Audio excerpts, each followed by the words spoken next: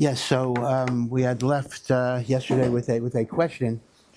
When the Rambam in Perek Yud of Hilchos Tshuva differentiates between Oved Me'ira, one who serves God out of yira, fear, versus Oved Me'ava, one who serves God out of love. And the Rambam defines Oved Me'ira as you either do the mitzvos in order to avoid punishment, or you do the mitzvos in order to get reward. So the Rambam says, even though avada we say, mitoch shelo lishma ba lishma, that certainly one should do mitzvahs even shelo lishma, because that will bring him to lishma, but that is an inferior spiritual level, and one should aspire to be oved me'ava, that is the higher level. And yesterday we did talk about the relationship between yira and ava. Now, when the Rambam discusses ulterior motives, though, this was the question we left off with, the Rambam mentions osher, I do it for wealth, kavod, I do it for honor. Okay, that for sure is shelo lishma. But the Rambam includes doing a mitzvah in order to get Olam Haba. The Rambam includes that as also an improper motivation that is shelo lishma. Once again, avada, even in shelo lishma, there are different levels. Doing something for Olam Haba is a much higher level than doing something for kavod or whatever it is. But still, the Rambam includes it as a shelo lishma, because there's an ulterior motive. I'm doing it so I'll get Olam Haba. So the problem is, if you plug into that phrase, get Olam Haba, the Rambam's definition of Olam Haba, I think you have a problem. Because Olam Haba, the Rambam says, there's no eating, there's no drinking, there's no gold, there's no silver. Olam Haba is simply the world in which your neshama is united with HaKadosh Baruch Hu in infinite love and infinite connection. So, if you're not supposed to do a mitzvah in order to get Olam Haba, then what you're saying is, you're not supposed to do a mitzvah to get close to Hashem, because that's all Olam Haba is. Now, that I think does raise a difficulty, because isn't that the very purpose of why Hashem gave us mitzvahs, so we should have a relationship? So now you're telling me that doing it to have a relationship is tainted? Again, I mean, you still do it, but it's an inferior madrega, because it's avoda me'ira, it's in order to get the benefit of Olam Haba. L'chaira, I would say that's impossible. It's impossible to say that if I do mitzvahs in order to have a relationship with God, that is somehow not lishma. So it's a complicated answer, but I think the Balatanya suggests a bit of a teretz to this.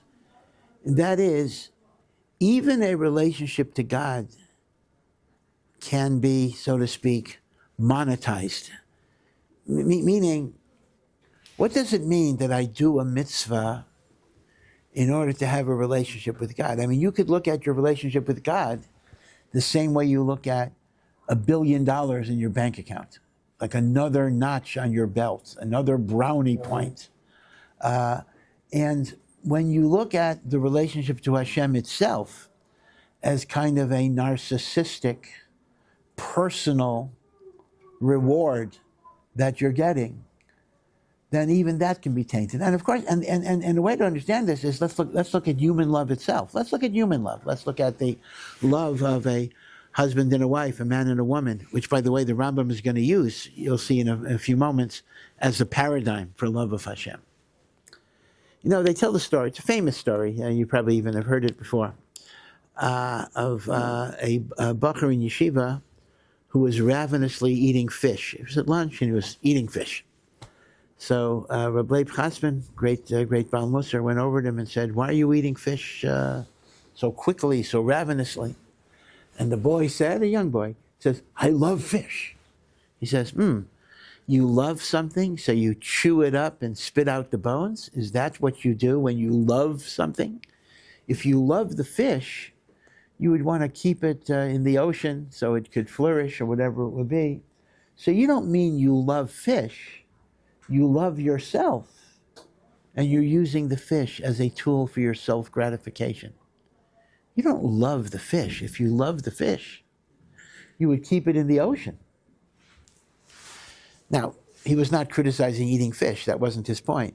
But his point is that we often make a mistake when we look at love, which is really a form of lust or self-gratification. Right? We love somebody often means we use them to gratify ourselves, in various ways. Could be in the most grossest sense, in the most physical way, but even without that, right? So love has a certain selflessness about it, in which it's not about you. It's about wanting to bestow goodness and kindness on the one that you love. In fact, Rav Dessler writes that the shirish of the word ahava is hav. Now, hav is more common in Aramaic, but it's also a Hebrew verb.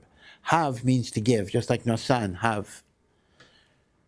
Right? Rachel says to Yaakov, hava li banim, give me children. So even though most of the time giving in biblical Hebrew is nosan, and hav is used in the Gemara as Aramaic, but in fact it's also a Hebrew word as well. So Rav Dessler says true love involves giving. In fact, Rav Dessler has a very interesting analogy, a very interesting discussion about this. He says, and it's not just that from love comes giving, but from giving comes love. That's an interesting inversion. That through the process of giving, we develop love, because that entity becomes an extension of ourselves. That's an answer to the old conundrum. Why do parents love children? Usually, of course, there are exceptions, but why do parents love children more than children love parents? Right? That's the Yiddish saying. One parent can take care of 10 kids. 10 kids can't take care of one parent. It's an old Yiddish proverb. And part of it is, Rav Dessler says, because parents have given so much to their children. And when you invest in something, you love it. That's why the Gemara says, Bava Metzia, maybe you learned it in Hamafkid, Adam reitze b'kav shalo, yoser mitisha kavim shel chavero. A person gets more pleasure in a small amount of grain that they themselves produced than in 9 times that measure they would get from somebody else. And Rashi explains, al yedei sha'amal b'hem, because since you worked on it, something you work on, you invest in, is very beloved to you. It's beloved to you. The Ramchal says that's why Hashem made us work for our mitzvah, so to speak, because otherwise there's a certain shame in getting free gifts. Of course, another reason, just as an aside, another reason why parental love is stronger than the love of a child is because parent to child started with Adam and Haba. Adam and Haba had children. So the love of a parent to child was at the very beginning of creation. The love of a child for a parent wasn't until the second generation. So as it were, the initial imprinting of the human being is love towards a child. Only later came the love of a child towards a parent. Adam had children. Adam and Hava had children. Adam and Hava did not have a human parent. Okay. But be it as it may, therefore, Rav Dessler's whole point is that in love, there has to be a selfless aspect to it. And when love is narcissistic, it is primarily self-love, not the true love of another person. Now, this idea, it's more abstract, but this idea is equally true in my relationship to God. I can love God in the sense of I want a relationship to God because it's going to make me feel good in the highest sense. It's the ultimate drug, the ultimate narcotic. Yeah, I want that relationship to God because it is the greatest possible pleasure that can exist. Wow, What do I compare it to? Well, the cocaine trip was so-and-so. This is going to be like 1,000,000 cocaine trips without any flashbacks or whatever. I don't know if my vocabulary is accurate here at all. Whatever it would be. The point I'm making is that a desire of Olam Haba can just be another desire like any other desire. There's Osher, there's Kavod, there's Olam Haba. And that, the Rambam says, it's still good. It's a good motivator. Again, remember, Mitov Shalol Lishma Ba Lishma, but that's still Shalol Lishma. Even Olam Haba can be commodified. Olam Haba can just be another thing. On the other hand, if you have a deeper understanding of Olam Haba, and it's about wanting to be with Hashem, not because it makes you feel good, whatever that would even mean, but intrinsically, out of my love of Hashem, then I think it's an elevated kavanah. So Olam Haba itself has two different aspects of it. There's the narcissistic commodification. I mean, an example, Rabbi Miller often talks this way, and he's right, but only as a motivator. If you ever read some of Rabbi Avigdor Miller's stuff, which Baruch Hashem comes out now, Rabbi Miller was a very great man. But he often talks about Olam Haba like a real payout. He says, you're going to hit the jackpot, you're going to win the lottery, it's like getting $10 trillion multiplied by 10 trillion, whatever it will be. He says, that's Olam Haba. How can you give up on that? Now, again, he's saying it to motivate us, to be sure. But you understand why that type of hashkafa is indeed Shalol Lishma. Because you're looking at it like, imagine winning $1 trillion in the lottery tax-free. Olam Haba is even better than that. So Olam Haba becomes just another thing. It's just bigger than any other thing. But that's not really what love is. The love is kind of a selfless yearning to be connected to God. Now, psychologically, this is very, very tricky. It is very tricky. Because we almost can't imagine a love that is totally selfless. In human relationships, we really can't imagine that. Yeah, a person is willing to give up a lot for the person that they love, but ultimately it's because they're getting something out of it. I mean, you love somebody because they're giving something to you in some way. So the notion of pure selfless love, I will admit to you, is an abstraction that it's almost impossible to truly envision. But in the quality of the soul, there is such an aspect. And if that is where you're holding, which is a very high level, then indeed that would not be Shalol Lishma. But when you commodify it and you look at it like a multi-trillion-dollar lottery, then you've made Olam Haba just another thing. And at that point, it would be exactly like Shalol Lishma. And again, mitoch Shalol Lishma, Ba Lishma, 100%, never forget that. Do mitzvos, even Shalol Lishma, because eventually you come to Lishma. But nevertheless, that is called Avoda Meira. That is not called Avoda Me'ava. Okay. Again, if this is not entirely clear, it's not entirely clear to me either, but just a thought to keep in mind that Olam Haba can be reduced to the same as any other commodity.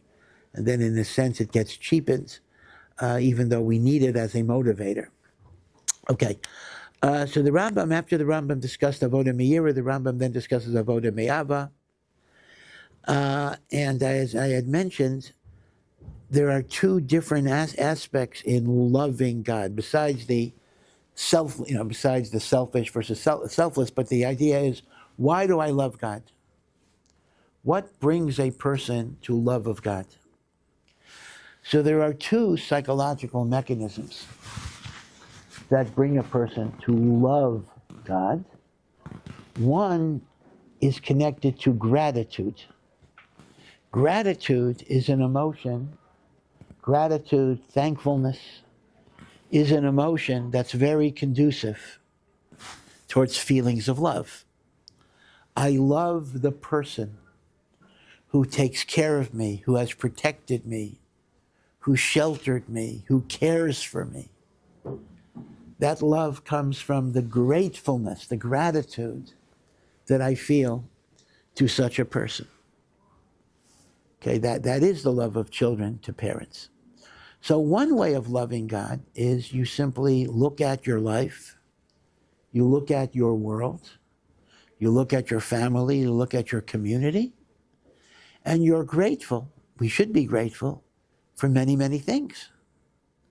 And when we realize that Hashem is the one that gave us these things, that creates love of God. So Yesod number one is love of God comes from the gratefulness we feel for the benevolence and compassion that we've seen in our lives. Now, this will vary from person to person because people have different hardships and pleasures in their lives. And you might look at some people and wonder, how can they be grateful for their lives? But it's interesting, without getting into that question in detail, sometimes you talk to people who are even severely handicapped, who are going through a lot of difficulties, and you will find, and not all the time, but you will find that they are profoundly grateful for the life that Hashem gave them. Now that is amazing. That is an amazing madrega, but it does exist. It does exist. And these are the real tzaddikim of the world that one should really, really, really, really admire. Those who have so many difficulties in their lives, and they still love God because they are grateful. So that is psychological dynamic number one. I love God because I am grateful to God. And I think, if you think about it, most people would identify that as the primary dynamic in loving God. Loving God comes from hakaras hatov. That is not the direction the Rambam goes. The Rambam connects love of God with almost an aesthetic.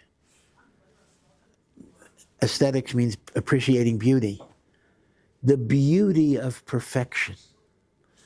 The same way, lahavdil, of course, you would love a magnificent work of art, or a symphony, or the Grand Canyon. It takes your breath away because of its perfection. The Rambam says that when one truly contemplates the perfection of God, that awakens within them. And that's the connection I said yesterday, between fear and, awe and love. It is your sense of the greatness of Hashem that causes you to love him. See, this is different. It's not love as gratitude for what he's done to me. It's love by virtue of his complete and total perfection. And that's why the Rambam emphasizes that type of love is a product of the intellect. Because the intellect ponders, can think on some level of the nature of God. Right? For example, the Rambam writes he doesn't write it here, but in Yesodei HaTorah, in the beginning of the Mishnah Torah, he writes about science itself can bring a person to love God. You contemplate the universe, the planets, the stars, the galaxies, the coordination of trillions and trillions of different phenomena by his supreme intelligence. You're not going to necessarily feel grateful to Hashem because of the Milky Way galaxy or the Andromeda galaxy. I'm so grateful there's a Milky Way galaxy. That tends not to connect to us so much. But it can give you a certain awe when you contemplate the universe. And that awe gives rise to love. So we'll call that maybe philosophical love, and whatever term you want to give it, meaning it's a different direction. It is not the love that emanates from gratitude. It is the love that emanates from contemplation of the infinite and the awe that you feel in the face of absolute perfection and beauty. And beauty. What's interesting is that type of love was felt even by people who didn't, they couldn't have the first love because they didn't believe in God in that way. Take someone like Albert Einstein. Now, Einstein, of course, was Jewish. Einstein was not a religious Jew, although it's interesting, when he was around 12, Einstein was a very rebellious person. He was very independent in everything. So when he was 12, he actually flirted with being an Orthodox Jew. So shortly before his bar mitzvah, he was, I don't know exactly what he did, but he began observing different things. He was dissuaded from pursuing it by a Jewish medical student who was a boarder in his parents' home. The medical student had the improbable name of Max Talmud. Who knows what's going on here? And Max Talmud, I think, has the very infamous discredit of steering Einstein away from possibly becoming a religious Jew. What would Einstein have become had he become religious? He would have gone to Slobodka. He would have been the next Rav Chaim Soloveitchik. Who knows what Einstein would have been there. But be it as may, Einstein was not a religious Jew, obviously. But he deeply believed in God. He deeply believed in God, not in the sense of a God that interacts with human beings and gives them mitzvot. He didn't believe in Sinai. But he believed in God as the architect and creator of a universe of unparalleled elegance and beauty. Because he was absolutely convinced this couldn't have been an accident. This couldn't have just happened. So the way it's expressed, he didn't believe in a personal God. He didn't believe that God was micromanaging his life. He didn't believe that God cared if you wore tefillin or kept Shabbos. So halachically, he was not Bikoris. Okay, what can I tell you? But he did believe in the other aspect of God, the perfection. And in a sense, because of that, he had a love of God in the Rambam sense, even though it didn't translate into doing mitzvahs. Okay, it is the love of perfection. This is why, by the way, Einstein never fully accepted quantum mechanics. Einstein's great colleague, who was also a Jewish man, Niels Bohr, was a Danish, a physicist from Denmark. Niels Bohr pioneered a whole branch of physics together with other people, quantum mechanics. And quantum mechanics actually denied there was such a thing as laws of physics. Everything were just probabilities. And sometimes this could happen, sometimes this could happen. There was no stability in the universe per se. All the scientists, even gravity, whatever that means exactly, the fact that when I drop the pen, it'll go down instead of up, that's simply probability. Theoretically, it might go the other way, etc. Einstein refused to accept that because Einstein said in German, he says, the old man, that's how he called God, the old man does not play with dice, meaning God created laws and structure. And the Rambam absolutely, and Aristotle before the Rambam, absolutely took the notion of the structure of the universe. And the Rambam says that is a key to loving God.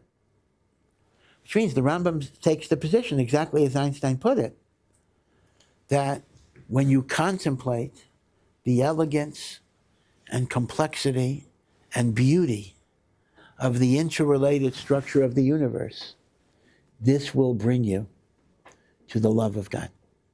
So the point I'm making is, this is not love that is based on gratitude. This is love that is based on perfection and beauty. Again, think about the feelings you have when you look at the Grand Canyon, or the feelings that you have when you listen to a magnificent piece of music, or a work of art, if you're, whatever inspires you. That's not love in the sense of, oh, thank you for all you've given to me. That's love in the sense of It takes my breath away. Okay, so this is what we'll call philosophical love, because it's not based on what God did for me. It's just based on the nature of God. And consistent with the Rambam's philosophical orientation to life, this is how the Rambam emphasizes Abbas Hashem. Which means, according to the Rambam, there might be a spiritual reason to try to study science in different ways. Doesn't mean you have to get a PhD in physics or whatever, astrophysics, but it means the more you understand about the world, the universe, the more you appreciate godliness. Now, I don't deny that there are scientists who are, atheists. there certainly are. But in theory, scientific study should actually bring you closer to God rather than pushing you away, in the sense that as I see this world, I see, and both in the macro and the micro. And on one hand, you look at the universe. On the other hand, you look at a little insect, and you look at the DNA and how everything comes together. And that's an amazing thing. You can see God in the big, and you see God in the tiny, all at the same time. Okay, so that is how the Rambam understands it. Now, then the Rambam goes further, and this is very, Going based on what you said earlier, does that mean that there's a third category of love based off servitude? I do mitzvahs, therefore I invested in God, therefore I love God more? Yeah, that's an interesting point. The Rambam does not go in that direction, but based on Rav Dessler, the argument could be that it's not that I love God and therefore I do mitzvahs. It might work the opposite way. Because I do mitzvahs, I come to love God. And I think that resonates. That actually would fit Rav Dessler's idea that when I invest in something, I treasure it much more. So that's a very good point. And sometimes that's the answer. People say, oh, I don't feel anything towards Hashem, why should I do mitzvahs? And sometimes the answer is do the mitzvahs and you'll have the feeling. And by the way, in marriage, it's the same thing, Rav Dessler's point. Somebody says, I don't really feel love to my wife, so I can't give her anything. Says, well, you give, and then you'll feel, right? The feeling comes from the giving, as opposed to the giving having to come from the feeling. So that's a good point. So the Rambam says, now people think, because the Rambam is so philosophical, and even the definition of love that I gave you is such a philosophical definition, right? I love God because I contemplate the perfection of God. So people sometimes look at the Rambam as kind of a computer. Lahavdil, like, what's the guy's name? Mr. Spock on Star Trek. And, just all he has is the mind, nothing else. But what's interesting is that the Rambam was also a person of very, very deep feeling, but in a way that we don't always connect. The feeling came from the intellect. It was not an emotional feeling. But through his deep contemplation, feelings were aroused. The Baba Tanya again talks about that. Talks about emotional feeling coming from the mind. Emotions coming from the mind, as opposed to just emotions arising from the lower parts of your consciousness. And the Rambam says, when you love God after contemplating his perfection, you will become lovesick. You will become obsessed with wanting to be connected to God. The Rambam's language is, Nafsho kishura bi'avas Hashem.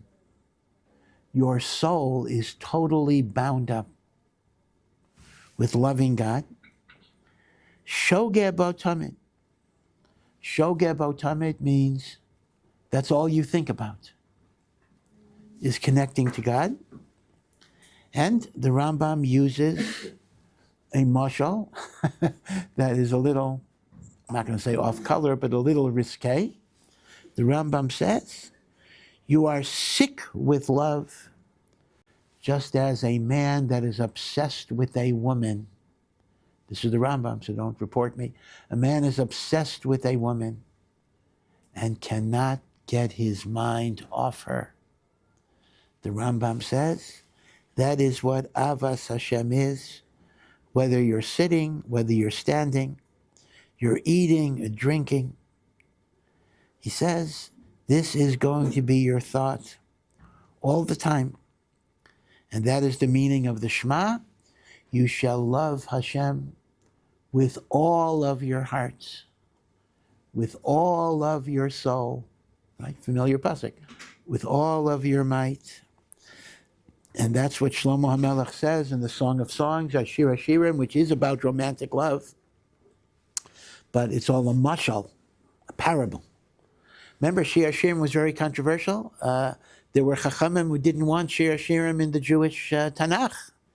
They said Shir HaShirim is a love song, romance. What are you putting romantic songs or poetry in Nach? So who is the great redeemer of Shir HaShirim? Who got Shir HaShirim in? It would have been banned, it would have been censored. So the rabbi who got it in was Rabbi Akiva. Rabbi Akiva said, if all of the songs are Kodesh, Shir HaShirim is Kodesh Kedoshim, because it is a metaphor, it is a parable for the love that Hashem has for Bnei Yisrael and Bnei Yisrael have for Hashem. So the man in the story is HaKadosh Baruch Hu. The woman in the story is the Jewish people. And this is the accepted, there are other explanations, but the accepted Messiah of Chazal is that Shir HaShirim is a mashal of the passionate love between God and Am Yisrael in both directions. And Shlomo HaMelech describes in Shir HaShirim the woman saying to her beloved, Ki cholas, a pasuk, cholas ava ani, I am sick with love. And the Rambam says that is the midah of Avas Hashem.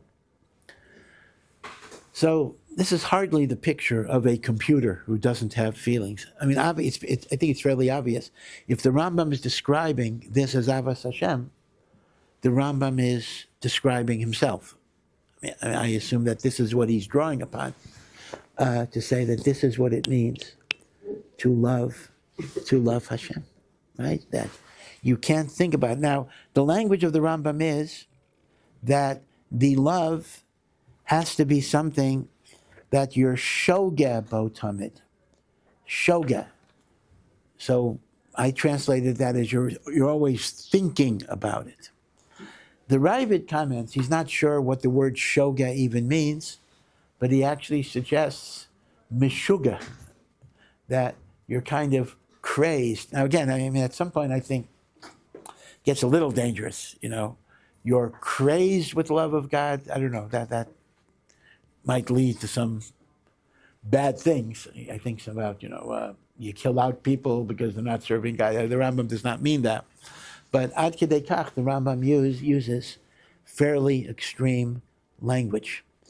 Now, the Chovos HaLevavos, who lived before the Rambam, develops a very similar definition of Avas Hashem. And the Chovos HaLevavos actually adds something which one could debate a little bit. He said that such a person who is all consumed with love of God will not necessarily get great satisfaction in human company. Now, they will be nice, they will be kind, they will be compassionate, because that is how you express your love of God. So we're not talking about shunning people, rejecting people. But he says he won't necessarily, he or she, will not necessarily get great pleasure in just hanging around. Because he wants to be, contemplate HaKadosh Baruch Hu and the like. So he says that the love of God will tend to create a more introverted person who does not necessarily get pleasure in the society of others. Now it's interesting, the Rambam does not bedafka say that. So we could talk about, maybe we'll talk about next time, we can talk about whether that's intrinsically the same. Meaning, can you love God to the max and still enjoy human fellowship? Or is it kind of exclusive? Like when you're focused on that, it kind of crowds out that. Now again, though, I do want to emphasize that even like the Chovos HaLevavos, he was not talking about treating people in a bad way. God forbid, that was not the issue. But the issue is simply your internal emotional clock. The Chovos HaLevavos suggests that Avos Hashem crowds out everything else. And we have to ask ourselves, is that necessarily going to be the case? Okay, maybe we'll stop here. Have a good week. Thank you for listening to this Ohr Somayach production.